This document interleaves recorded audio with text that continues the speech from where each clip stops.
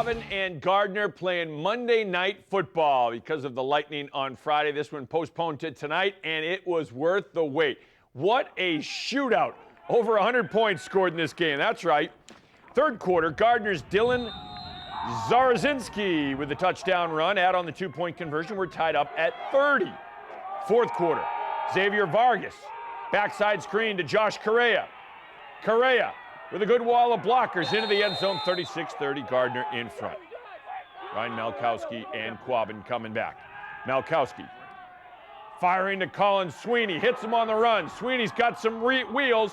Look out, 33 yards to the house. We're tied at 36. Gardner coming back. Correa. Looks like student body left. Cuts it back in, land of 6. 42-36. Gardner in front. Late in the fourth quarter. Fourth down for Quabbin. Malkowski can't find a receiver. He takes off and he runs it. Malkowski's got the first down and a whole lot more.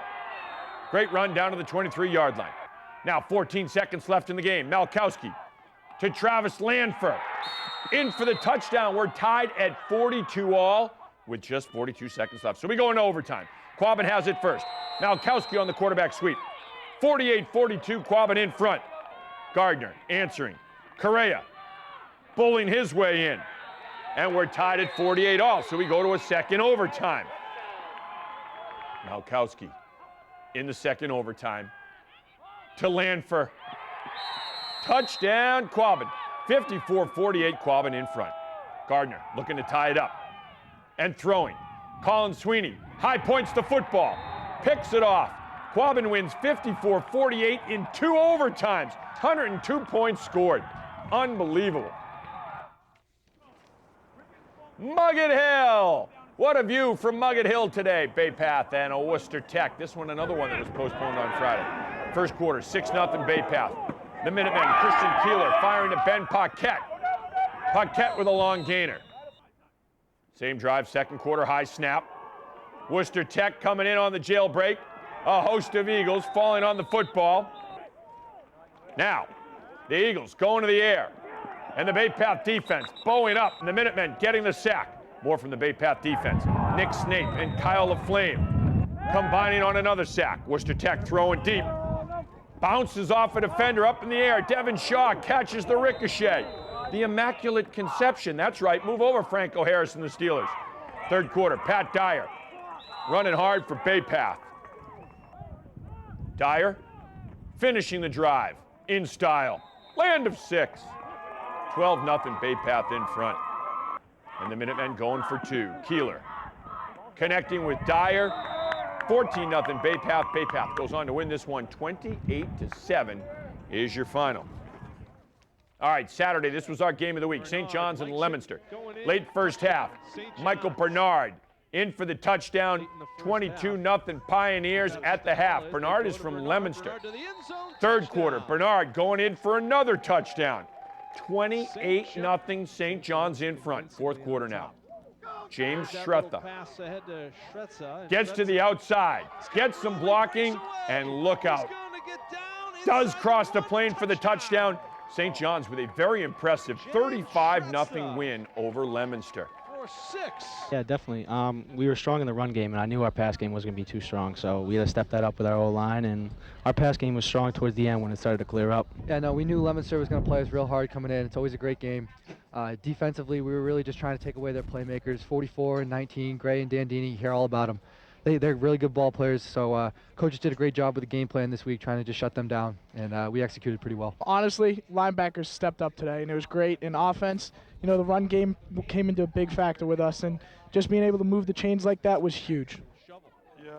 All right, so St. John's will take on Algonquin in the final game of the regular season, and then the playoffs begin. The Pioneers are in the playoffs. But this one against Algonquin is a big one for seedings. Right now, Algonquin is the #1 seed in Division II.